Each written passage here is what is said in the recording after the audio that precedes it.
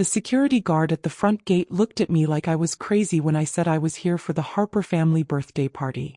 My name is Maria Michelle Harper and I am 32 years old. I know that name sounds important, but trust me, for most of my life it meant nothing. Less than nothing, actually. Standing outside the massive iron gates of my childhood home, I could hear the sound of laughter and music coming from the backyard. My father was celebrating his 60th birthday, and from the sound of it, half the city was there to celebrate with him. But I wasn't invited. I haven't been invited to anything in this house for 10 years. The security guard was still staring at me. "Ma'am, I don't have you on the guest list. Are you sure you're supposed to be here?" I smiled at him. The kind of smile that cost me years of pain to perfect. "Trust me, I'm exactly where I'm supposed to be. Tell Mr. Harper that his daughter Maria is here to see him." "Which daughter?" the guard asked, looking at his clipboard. "I have Jessica Harper and Amanda Harper on the list, but no Maria." Of course they didn't put me on the list. Jessica and Amanda were the golden daughters. The ones who married rich men and gave my parents beautiful grandchildren. The ones who never disappointed anyone. I was the disappointment. The failure. The daughter they pretended didn't exist. "Just tell him Maria is here," I said again. "He'll know who I am." While the guard made his phone call, I looked up at the house where I grew up. It was a huge mansion with perfectly manicured gardens and a circular driveway that could fit 20 cars. When I was little, I thought every family lived like this. I thought everyone had maids and gardeners and drivers. I was so naive back then. The guard hung up his phone and looked confused. "Mr. Harper says he doesn't know any Maria Harper. He says if you're media or trying to crash the party, you need to leave now." My heart should have broken hearing that. But it didn't. I had no heart left to break when it came to my family. "Tell him again," I said calmly. "Tell him his youngest daughter Maria is here. The one he threw out of the house 10 years ago. The one he said would never amount to anything. Tell him she's here about the Morrison Industries partnership." The guard's eyes went wide when I mentioned Morrison Industries. Everyone in business knew that name. It was one of the biggest tech companies in the world. He made another phone call. This time the conversation was longer and I could see him getting more nervous. Finally, he hung up and opened the gate. "Mr. Harper will see you now. But he says you have 5 minutes and then you need to leave." 5 minutes. After 10 years of silence, my father was giving me 5 minutes. Well, 5 minutes was all I needed. Walking up the driveway to my childhood home felt like walking through a graveyard. Every step reminded me of who I used to be and what this place used to mean to me. I was born in this house 32 years ago. For the first 22 years of my life, I thought I was part of a loving family. I thought my parents cared about me the same way they cared about Jessica and Amanda. I was wrong about everything. Jessica was the oldest. She was beautiful, popular, and married her college boyfriend who came from another wealthy family. She never worked a day in her life, but she was perfect at being a wealthy housewife. She threw charity parties and played tennis at the country club. She gave my parents 2 perfect grandchildren who they spoiled rotten. Amanda was the middle child. She was smart and ambitious, but she used her intelligence to marry a successful lawyer. She had 1 child and spent her time volunteering at exclusive private schools. She was everything my parents wanted in a daughter. Then there was me. The youngest. The different one. The one who asked too many questions and dreamed too big. When I was in high school, I told my parents I wanted to study computer science. My father laughed and said that was a man's job. My mother said I should focus on finding a good husband instead of wasting time with computers. But I loved technology. I loved solving problems and creating things that didn't exist before. I spent hours in my room learning programming languages and building websites. My parents thought I was wasting my time. When I graduated high school, they wanted me to go to a small liberal arts college and study something appropriate for a young lady. They wanted me to major in art history or literature. Something that would make me a good conversationalist at dinner parties. I wanted to go to MIT and study computer engineering. We fought about it for months. Finally, my parents agreed to pay for MIT, but only if I promised to give up my computer nonsense after graduation and focus on finding a husband. I agreed because I was 18 and stupid and I thought I could change their minds later. MIT was the best 4 years of my life. I was surrounded by people who understood my passion for technology. I had professors who encouraged me to dream big. I had friends who didn't think I was weird for wanting to change the world with code. But when I came home for visits, nothing had changed. My parents still introduced me as their youngest daughter who's going through a phase. They still expected me to give up everything I loved and become someone I wasn't. The breaking point came during my senior year. I was home for Christmas break during my final year at MIT. I had just finished my thesis project, a revolutionary piece of software that could predict market trends using artificial intelligence. My professor said it was groundbreaking. Tech companies were already trying to recruit me. I was so excited to tell my family about my success. I thought finally they would be proud of me. I was sitting in the living room with my parents, Jessica, Amanda, and their families. Everyone was opening Christmas presents and laughing. I waited for the right moment and then I started telling them about my thesis. The software I created can analyze millions of data points in seconds, I said, my voice full of excitement. It's already caught the attention of several major companies. My professor thinks I could start my own business with this technology. The room went quiet. Not the good kind of quiet. The uncomfortable kind. My father put down his coffee cup and looked at me with disappointment. Maria, we've talked about this. When you graduate, you need to put this computer hobby behind you and focus on real life. Real life. I couldn't believe what I was hearing. Dad, this could change everything. This could make millions of dollars. This could help people make better financial decisions. No daughter of mine is going to work in some dirty computer lab, my mother said sharply. We've been patient with your little experiment, but enough is enough. When you graduate, you're coming home and we're going to find you a suitable husband. Jessica laughed. Maria, you're being ridiculous. You can't build a career on playing with computers. What happens when you want children? What happens when your husband needs you to be a proper wife? I don't want a husband right now, I said, my voice getting louder. I want to build something important. I want to use my brain for something more than planning dinner parties. Amanda shook her head. You're so selfish, Maria. Family is what matters. Money and success don't mean anything if you don't have a family to share it with. I looked around the room at all these people who were supposed to love me. All I saw was disappointment and judgment. What if I don't want the same things you want? I asked quietly. What if I want to be successful on my own terms? My father stood up. His face was red with anger. Then you're not the daughter we raised. The daughter we raised would understand that family comes first. The daughter we raised would want to make us proud by being a good wife and mother. I am trying to make you proud, I said, tears starting to fall. I'm graduating from one of the best schools in the world. I'm creating something that could help millions of people. Why isn't that enough? Because it's not what we want for you, my mother said coldly. We want you to be happy. We want you to have a normal life. This is my normal life, I said. This is who I am. My father walked over to me and looked me straight in the eyes. Then maybe you don't belong in this family. The room was so quiet I could hear my heart breaking. If you choose computers over family, he continued, then you're choosing to be alone. We won't support your selfish dreams. We won't pretend to be proud of you for disappointing us. I looked at Jessica and Amanda, hoping they would defend me, but they just sat there looking uncomfortable. So that's it? I asked. If I don't become who you want me to be, I'm not your daughter anymore? You'll always be our daughter, my mother said. But if you can't respect what we want for you, then maybe it's better if you find your own way in the world. I stood up and walked toward the door. Fine. I'll find my own way. But don't expect me to come crawling back when I succeed. My father laughed. Succeed? Maria, you're a dreamer. You're going to graduate and realize that the real world doesn't care about your computer games. You're going to realize that we were right all along. I stopped at the door and turned around. We'll see about that. Those were the last words I spoke to my family for 10 years. After that Christmas disaster, I threw myself into my work like never before. I finished my thesis, graduated summa cum laude from MIT, and immediately started my own company. I called it Aurora Technologies. Aurora because it represented a new dawn, a new beginning.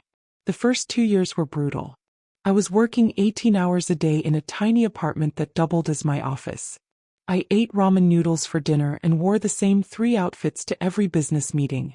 But I had something my competitors didn't have. I had pure determination fueled by rage and heartbreak. My AI software was revolutionary, but convincing people to buy it was harder than I expected. Most investors were middle-aged men who didn't take me seriously. They would ask me where my business partner was or suggest that I find a man to be the face of the company. I was turned down by 47 investors before I found one who believed in me. His name was David Chin, and he was a tech entrepreneur who had built and sold 3 companies. He looked at my software and immediately understood its potential. "This is incredible," he said after I demonstrated the program. "This could change how every business makes financial decisions." He invested $2 million in Aurora Technologies and became my mentor and advisor. With David's investment and guidance, everything changed. We hired a team of brilliant programmers. We refined the software until it was perfect. We started selling to small businesses and gradually worked our way up to bigger clients. By year 3, we had contracts worth $50 million. By year 5, we were valued at $500 million. By year 8, we were worth $2 billion. And 3 months ago, Morrison Industries, one of the biggest tech companies in the world, offered to buy Aurora Technologies for $12 billion. I said yes. The day I signed the Morrison Industries deal was the best day of my professional life. I was officially a billionaire. I was the CEO of a division of one of the world's most powerful companies. I had everything I had dreamed of when I was that heartbroken 22-year-old walking out of my parents' house. But success felt empty when you had no one to share it with. I had tried dating over the years, but it was hard to find someone who loved me for me and not for my money. I had friends, but most of them were business associates. I had employees who respected me, but that wasn't the same as family. I thought about my parents and sisters sometimes. I wondered if they ever thought about me. I wondered if they had seen the articles about Aurora Technologies in the business magazines. I wondered if they knew their disappointment daughter had become more successful than they ever imagined. But I never reached out to them. My pride wouldn't let me.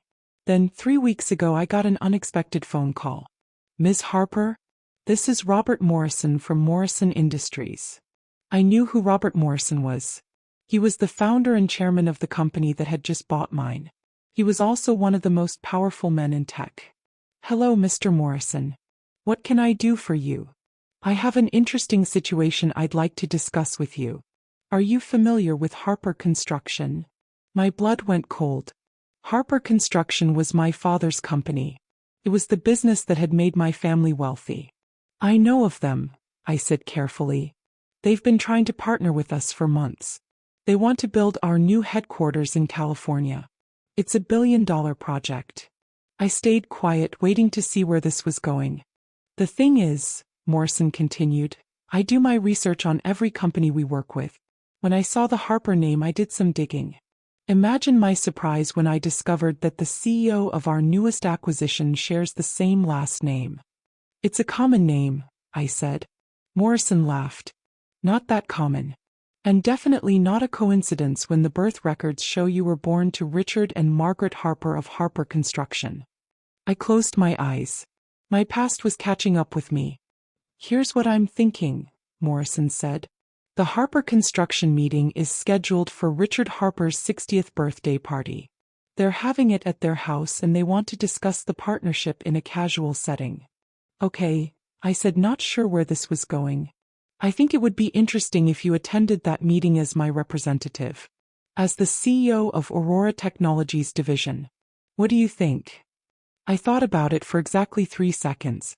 "I think that sounds perfect." Which brings me back to standing in my childhood driveway, walking toward a house full of people who thought I was a failure. The backyard was decorated with white lights and elegant flowers. There were at least 100 people there, all dressed in expensive clothes and holding champagne glasses.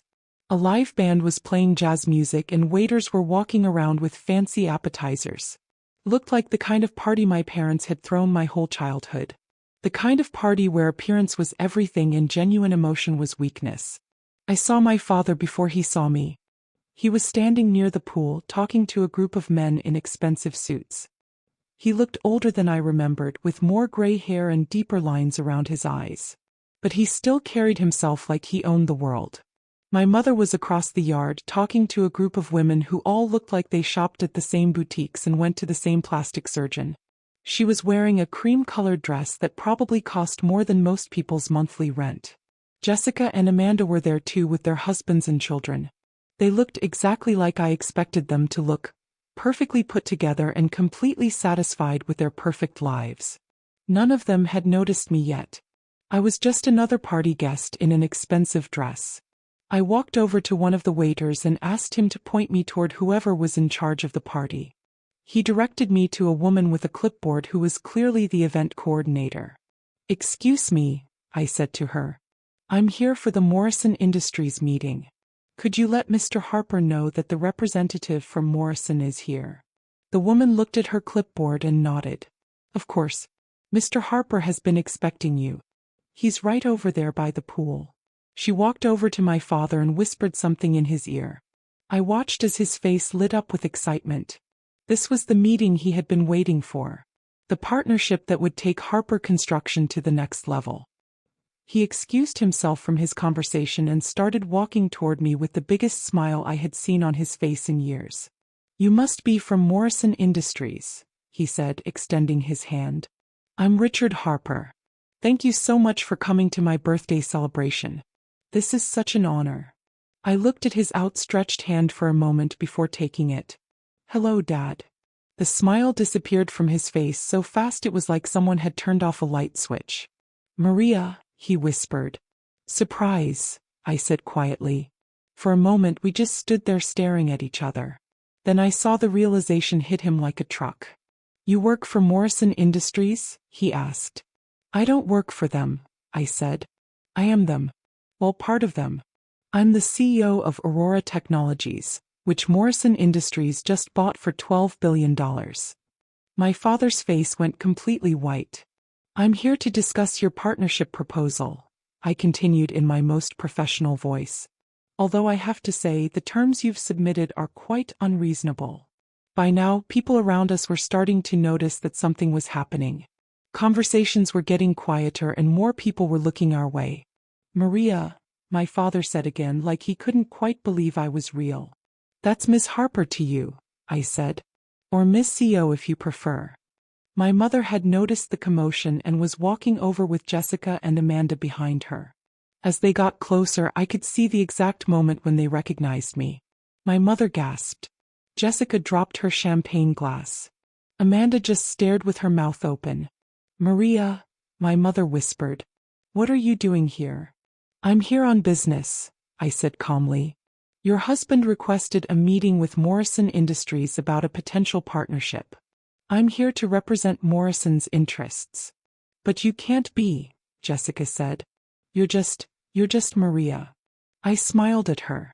Just Maria who graduated from MIT. Just Maria who built a billion-dollar company from nothing.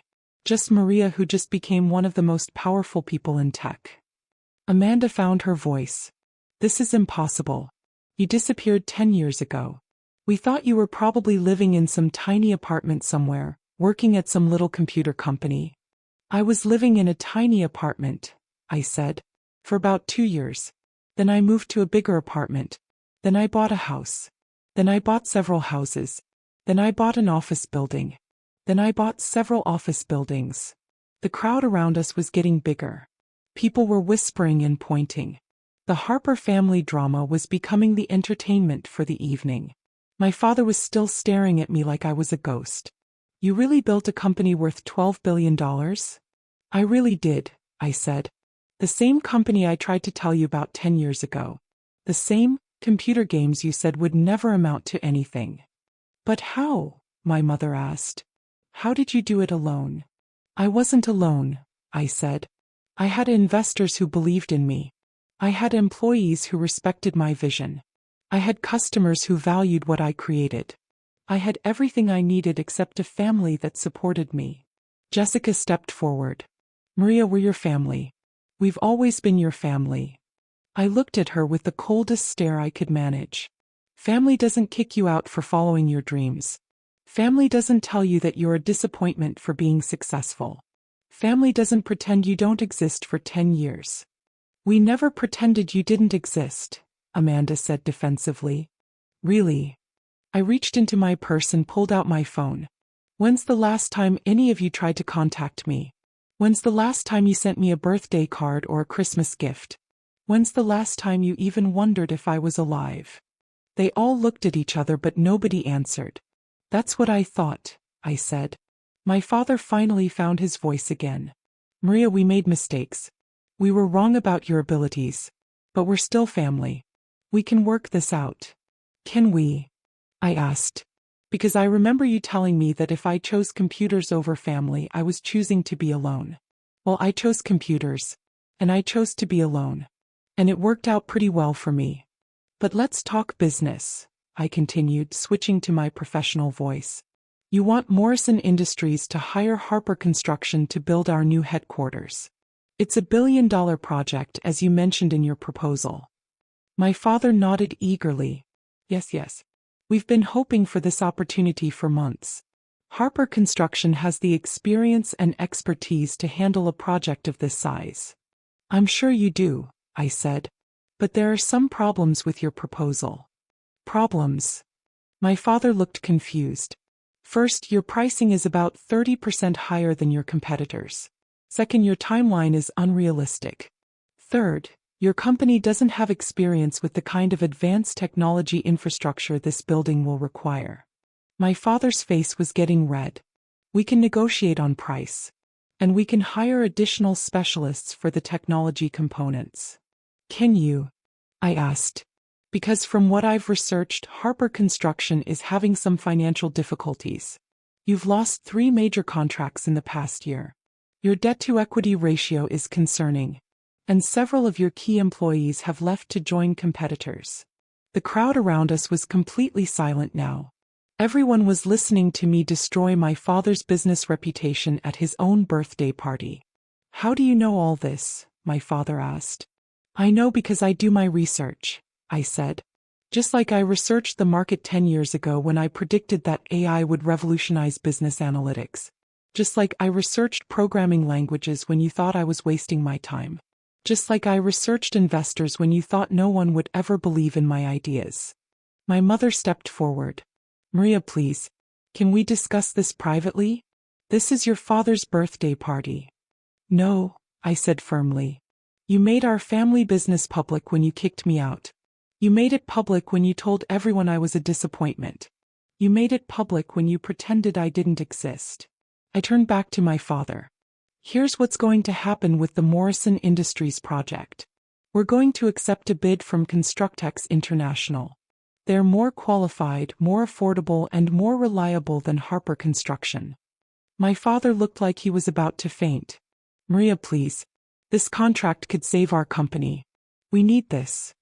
You should have thought about that 10 years ago, I said. The party had come to a complete stop. Everyone was staring at us. Some people were taking pictures and videos with their phones. The Harper family meltdown was going to be all over social media by morning. Maria, Jessica said desperately, we're sorry. We're sorry for how we treated you. We were wrong. Can't we start over? I looked at her for a long moment. Jessica, do you remember what you said to me 10 years ago? You said I was being ridiculous for wanting to build a career with computers. You said family was what mattered and that money and success didn't mean anything. I was young, Jessica said. I didn't understand. You were 28, I said. The same age I am now. Old enough to know better. I turned to Amanda. And you called me selfish for wanting to use my brain for something more than planning dinner parties. You said I should want to make our parents proud by being a good wife and mother. Amanda looked down at her feet. I was wrong. Yes, you were, I said. But it's too late now. Finally, I looked at my parents. And you too. You told me I didn't belong in this family if I couldn't respect what you wanted for me. You told me I would never amount to anything. You told me the real world didn't care about my computer games. My father was crying now. Actually crying. Maria, we were so wrong. We're so proud of you. We always loved you. No, I said quietly. You loved the idea of me. You loved the daughter you wanted me to be. But you never loved the daughter I actually was. I looked around at all the people watching us. Ladies and gentlemen, I apologize for disrupting this lovely party. But I wanted everyone to see what happens when you underestimate someone. I wanted everyone to see what happens when you throw away something precious because it doesn't look the way you expected it to look. I started walking toward the gate, then stopped and turned back one more time. Oh, and Dad, happy birthday. I hope it was everything you wanted it to be. 6 months later, I was sitting in my corner office on the 40th floor of the Morrison Industries building in San Francisco. Through my floor-to-ceiling windows, I could see the entire city spread out below me. My assistant knocked on the door. Ms. Harper? You have a call on line 1. It's your father. I looked at the blinking light on my phone. My father had been calling me once a week since the birthday party. I never answered. Tell him I'm in a meeting, I said. I already told him that last week, my assistant said. And the week before that. Then tell him I'm in a different meeting. My assistant smiled and went back to her desk. The truth was I wasn't angry anymore. The rage that had fueled me for 10 years had burned out the night of the birthday party. I had gotten my revenge. I had proven everything I needed to prove. But forgiveness was different from revenge. Forgiveness required something I wasn't sure I had anymore. Harper Construction had gone out of business 3 months after the party. The bad publicity from the viral videos had scared away their remaining clients. My father had to declare bankruptcy and sell the family house. Jessica and Amanda had both reached out to me through social media and email. They wanted to rebuild our relationship. They wanted to be sisters again. But I wasn't sure I wanted to be their sister. My phone buzzed with a text message. It was from David Chin, my old mentor and investor. Saw the Forbes article about you being named Tech CEO of the Year. Your grandfather would be proud. I smiled at the message. David was the closest thing I had to family now. He had believed in me when no one else would. He had seen my potential when everyone else saw my failures. My real phone rang. Not my work phone, but my personal cell phone. Very few people had that number. I looked at the caller ID and my heart stopped. It said Mom. But not my mother. It was David Chen's mother, who had sort of adopted me over the years. She called me every week to check on me and invited me to family dinners and holidays. Hi, Mrs. Chen, I answered. Maria, dear, I'm calling to remind you about dinner on Sunday. David's bringing his new girlfriend and I want you to meet her. I'll be there, I said. Should I bring anything? Just yourself, dear. And Maria? Yes. I saw those awful videos from that party. I'm proud of you for standing up for yourself. But I hope someday you can find peace with your family situation. Maybe someday, I said. After I hung up, I sat in my office thinking about family. About the family I was born into and the family I had chosen. About forgiveness and revenge and what it meant to be successful. I had everything I had ever wanted professionally. I had money, power, respect, and recognition. I had proven every person wrong who had ever doubted me. But sitting alone in my perfect office, I wondered if winning had been worth the cost. My work phone buzzed again. Another call from my father. I looked at the blinking light for a long time. Then I did something I hadn't done in 6 months. I answered it. Hello, Dad. There was silence on the other end, like he couldn't believe I had actually picked up. Maria, he whispered. Is it really you? It's me, I said. I've been trying to call you. I know. We need to talk, he said. There's so much I need to say to you. I looked out my window at the city below. At all the people living their lives, making their choices, building their futures. Yes, I said finally. I think we do need to talk. Can I come see you? He asked hopefully. No, I said. Not yet. But maybe we can start with phone calls. Maybe we can start slow. Yes, he said, and I could hear him crying again. Yes, we can start slow. I hung up the phone and went back to looking out my window. My name is Maria Michelle Harper and I am 32 years old. I am the CEO of Aurora Technologies. I am one of the most successful women in tech. I am living proof that dreams can come true if you're willing to work for them. But most importantly, I am learning that sometimes the biggest victory is not proving you were right. Sometimes the biggest victory is deciding to be the bigger person. Even when it's the hardest thing you've ever done.